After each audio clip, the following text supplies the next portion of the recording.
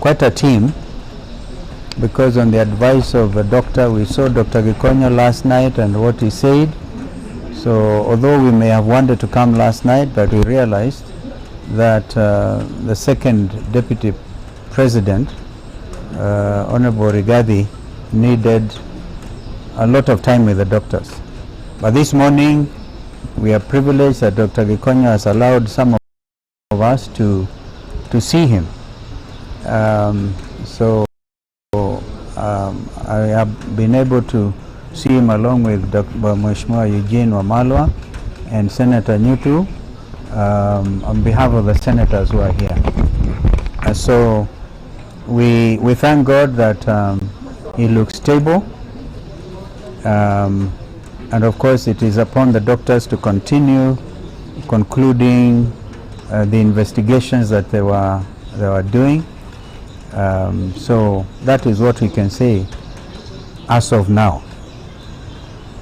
We all watched what happened in the Senate, and some of you may have seen the interview that I conducted on Citizen Television, where I predicted that things were going to move very, very fast. The whole thing predetermined. I once was Deputy Speaker of Parliament, and one of the worst mistakes you can make as a legislator is to anticipate debate. The whole National Assembly anticipated the outcome of the deliberations of the Senate. But we want to thank the senators, we want to thank the legal, as has been said, it is historic, and it's all because of Constitution 2010, which is why we are saying he is the second deputy president. Even as we speak, he is still deputy president. So I was the 10th vice president. Eugene Wamalwa, the elder brother, was what version was it? The eighth. The eighth. So these things are important. It's part of our history, it's part of our heritage as a people, and we are in the process of consolidating our nationhood as a country within the community of nations. But what happened in the Senate last night was, as historic as it was, it had serious flaws. And clearly, I think Kenya should expect a protracted legal arguments, because we didn't even discuss this with the Honorable Gachagua, but we are aware that his teams have already moved to court. It's expected. And as senior counsel, I can tell you that you cannot, the law of natural justice demands that no person, man or woman, shall be condemned unheard. And it was all there. Senior Counsel Paul Muite, leading a very strong team, were able to argue with regard to what the Constitution at Article 145 5B says. Before the vote, before the Senate took the vote, they could only do so after affording an opportunity to Deputy President to defend himself. There were other arguments, of course, by Senior Counsel Jim Orengo and Tienda Molo on the other side, and Gumbe. Yeah, so we respect all of that. But truth be told, this whole thing smacks of injustice, gross injustice, political manipulation, and all of us know this is a political trial. And therefore, once again, we want to thank the senators who stood firm on both sides. We can't condemn even those who voted for the impeachment. We can't condemn. They did what was their responsibility, regardless of what may have happened in the back rooms or wherever. And then the country continues to learn a lot from this impeachment process. So once again, we wish Mheshimiwa Rigathi Gachagua very quick recovery, and we thank God that he has spared his life. He's a giver of life, and by his stripes, we believe that Gachagua will be healed. Kama kuna kitu mwenzangu angeongeza, anaweza kuongeza, and one senator maybe, ones who are on the kwa Kiswahili ndio nikusema, basi nikusema kwamba tumemwona pata fursa ya kumwona Mheshimiwa Rigathi Gachagua, naibu wa rais wa awamu ya pili chini ya katiba 2010, na tunashukuru Mungu kwamba anaendelea vyema kulingana na ripoti ambayo tumepatiwa na madaktari, lakini bado ako na udhaifu, na kwa hivyo atunge hata kumzungumzia hata zaidi. Tunamtakia kila laheri, lakini huku tukizidi kumtakia uponyaji wa haraka, hatuna budi ila pia kuangazia yaliyofanyika jana kwa seneti.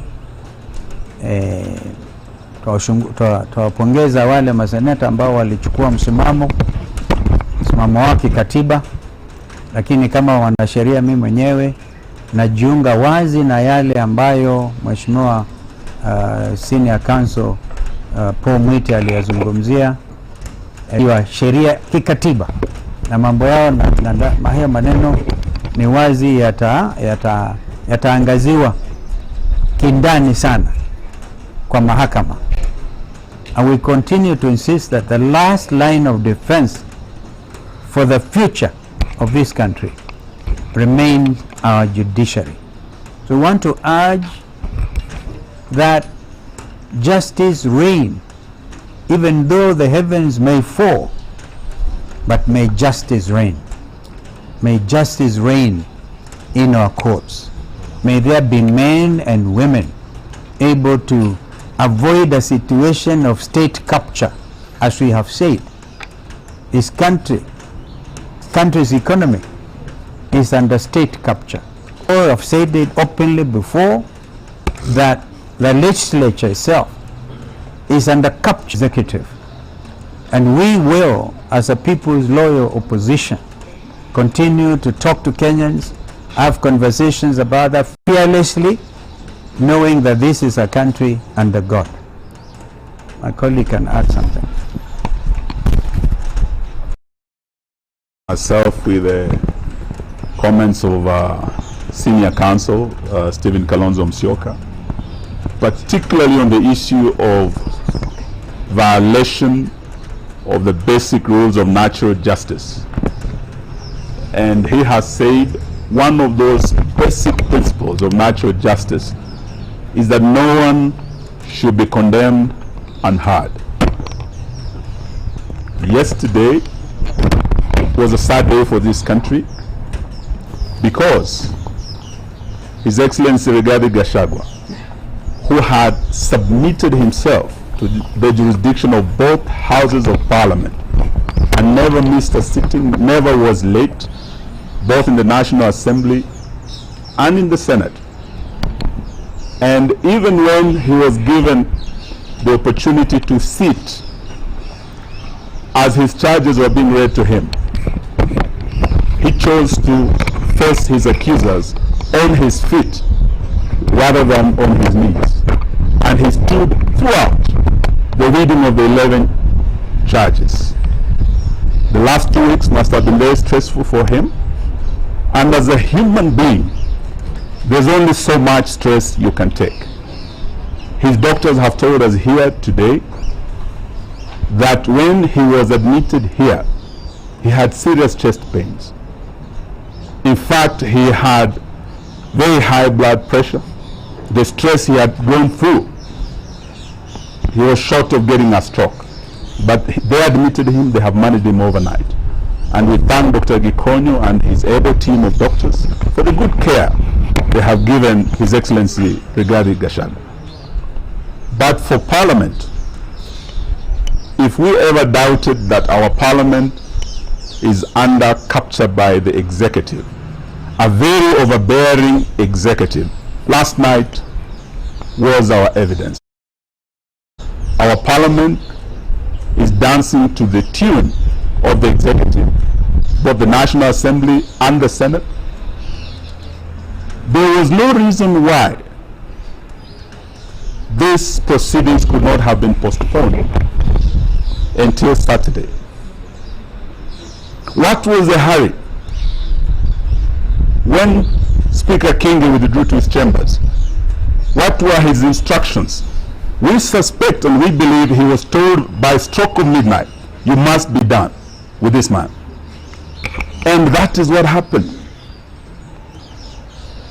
The law is clear, the rules are clear. If they had a special committee, they had 10 days. We do not have a limitation for the plenary.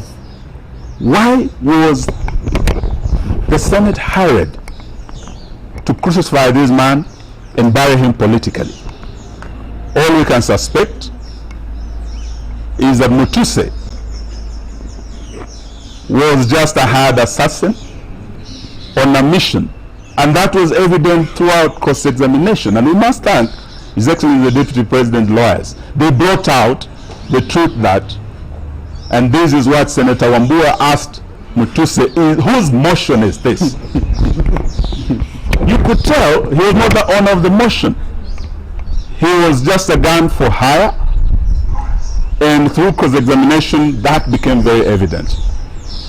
But today, apart from the principle of a man not being condemned and hard, especially when he's on his back in a hospital bed, the second principle that was broken by the House, which is a fundamental principle of natural justice, is that you shall not be a judge in your own cause.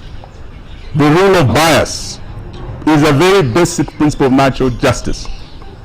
Both speakers of the two houses had been mentioned as shareholders, beneficiaries of an arrangement in Kenya Kwanza.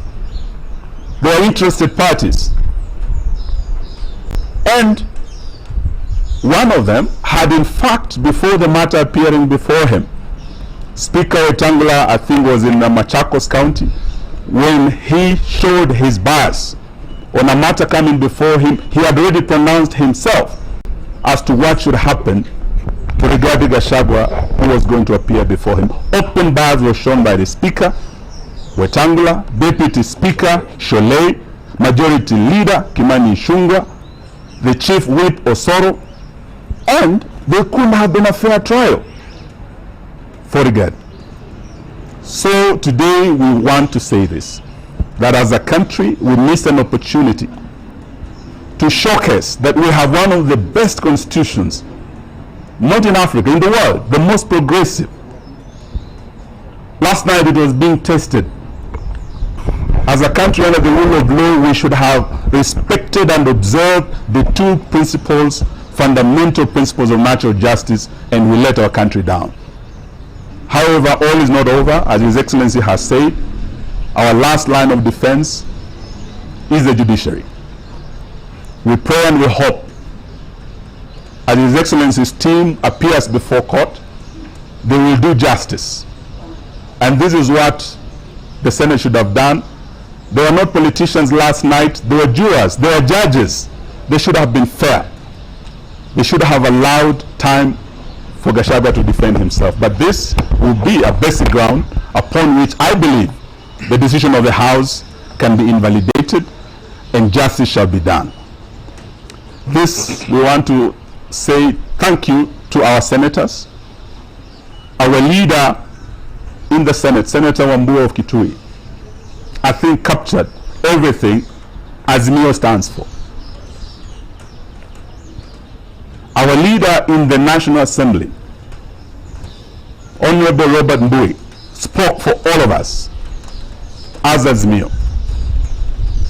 But their counterparts in ODM spoke a different language. So today, even as we go forward, we can no longer pretend that we are like like-minded. On impeachment, we did say this was not a priority for Kenya. Kenyans have more serious issues. Kenyans cannot take their kids to school because of the failed new funding model in our universities. Patients are dying because when you go to hospitals now, dialysis, you're being turned away. When you have no money, you're a poor person, you are condemned to death by William Ruto and his failed policy, Adani Shah. These are issues that even as we speak, as Azimio, we have differed, not just on this impeachment, not just on joining the broad-based government. We have also differed on Adani, and yesterday we were in court led by senior counsel. Kenyans will on 22nd of October see who is really fighting for them, because we'll be back in court to continue the fight against corruption. In open court. In open court, we will be there on 22nd. We welcome all Kenyans to come, but the matter as it rests today rests with the judiciary. It's the last line of defense, is our only arm of government that has not been captured, and we pray to God, because between this nation and disaster is the judiciary. That is our shield and defender. Thank you. Thank you very much. Maybe we hear Senator Kamau from Lamu. Asante sana His Excellency Eugene Wamalwa kwa sababu ya kuweza kuandamana pamoja nasi. Tuko hapa katika Karen Hospital.